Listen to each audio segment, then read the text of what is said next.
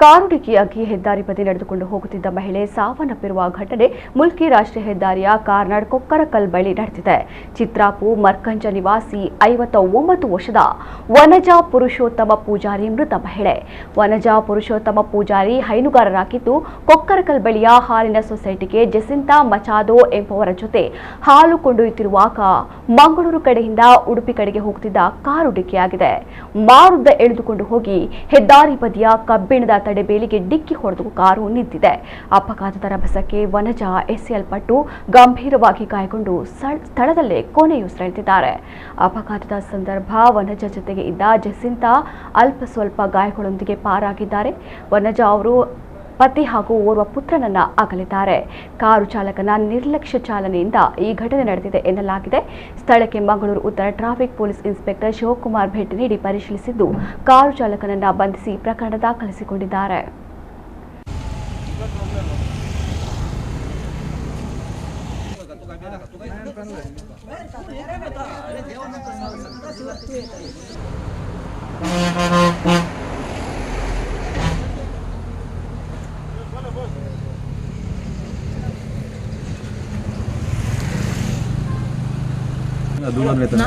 ನಾನು ಮತ್ತೆ ವನಜಕ್ಕ ಇಬ್ಬರು ನಡ್ಕೊಂಡು ಹೋಗ್ತಿದ್ದೆವು.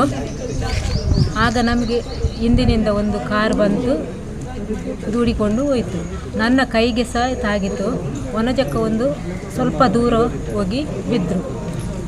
ಅವರಿಗೆ ಹೋಗಿ ನೋಡಿದೆ ನಾನು.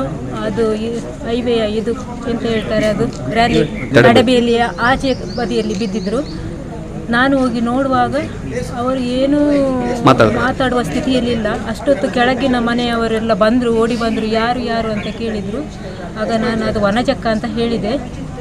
ಬಾಂಬೆ ಹೈವೇ ಫುಟ್ಪಾತ್ ವ್ಯವಸ್ಥೆ ಇಲ್ಲ. ಫಾಸ್ಟ್ಯಾಗಲ್ಲಿ ಪುನಃ ಡಾಮರ್ ಆಗ್ತಾ ಇದ್ದಾರೆ. ಜನರು ಆಚೆ ಈಚೆ ಹೋಗುವಾಗೆ ಕಟಪ್ ಮಾಡಿ ನಡುವಲ್ಲಿ ಬೇಲಿ ಹಾಕಬೇಕು, ಅದು ಇಲ್ಲ ವ್ಯವಸ್ಥೆ. ಈ ಪಾಪದವರು, ಈ ಲೋಕಲ್ ಜನರು ಹೇಗೆ ಆಚೆ ಈಚೆ ನಡ್ಕೊಂಡು ಹೋಗೋದು? ಫುಟ್ಪಾತ್ ವ್ಯವಸ್ಥೆ ಇಲ್ಲ, ನಡುವಿನಲ್ಲಿ ಪಾರ್ಕಿಂಗ್ ವ್ಯವಸ್ಥೆ ಇಲ್ಲ, ಸರ್ವಿಸ್ ವ್ಯವಸ್ಥೆ ಇಲ್ಲ. ಫಾಸ್ಟ್ಯಾಗಲ್ಲಿ ನಮ್ಮ ಹತ್ರ 5 ರೂಪಾಯಿ ಕಡಿಮೆ ಇದ್ದರೆ ಅಲ್ಲಿ ಗೇಟ್ ಓಪನ್ ಮಾಡಲ್ಲ, ಜಗಳ ಮಾಡ್ತಾರೆ. ಈ ಥರ ವ್ಯವಸ್ಥೆ ಇದ್ದು ನಾವು ಹೇಗೆ ಇಲ್ಲಿ ಊರಿನವ್ರು ಬದುಕೋದು?